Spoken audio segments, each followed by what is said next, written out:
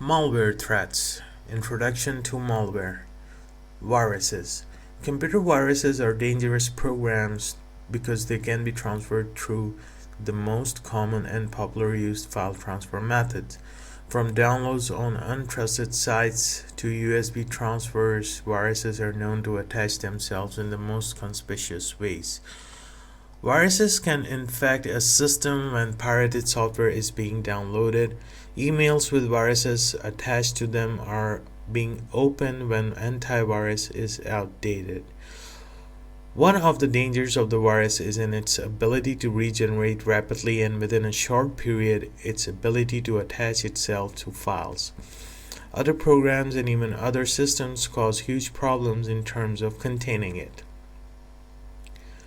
Viruses are multi-purpose programs that initiate its written code according to the specificity of the programmer.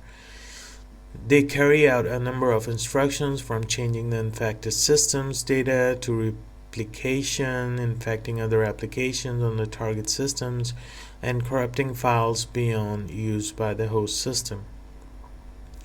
Viruses are only inactive as long as the target host has not performed any action with regards to the infected file. When the virus is written and sent to the target system, it regenerates itself and attaches itself to other files. These infected files comprise of dormant viruses until they are used.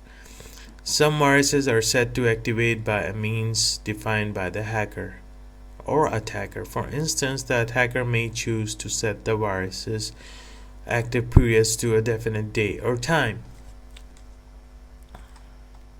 Reasons why computer viruses exist.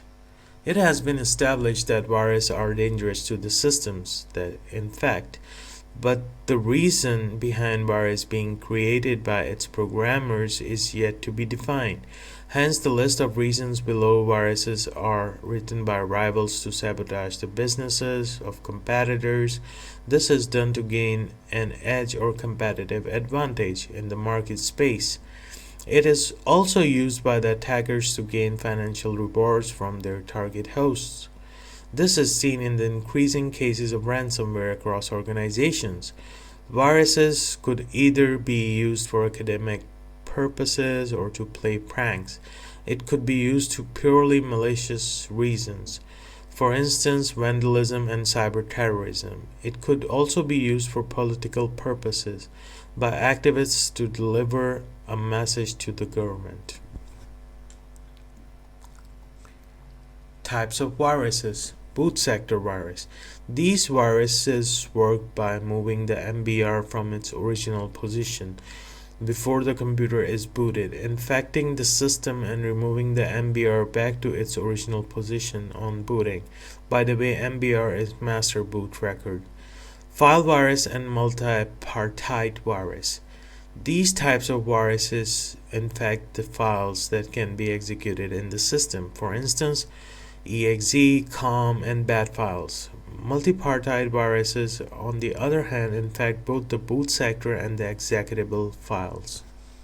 Macrovirus.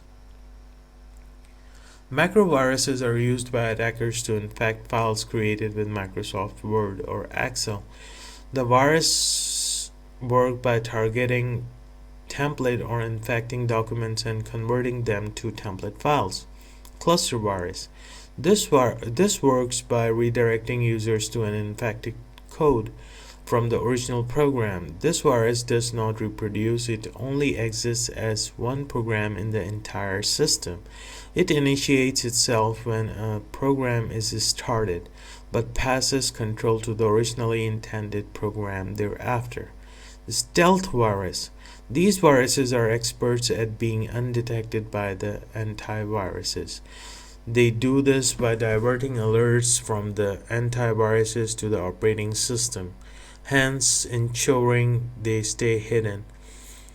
This type of virus also sends a response of an uninfected file to the antivirus, confusing the defending system by acting like it's free from viruses.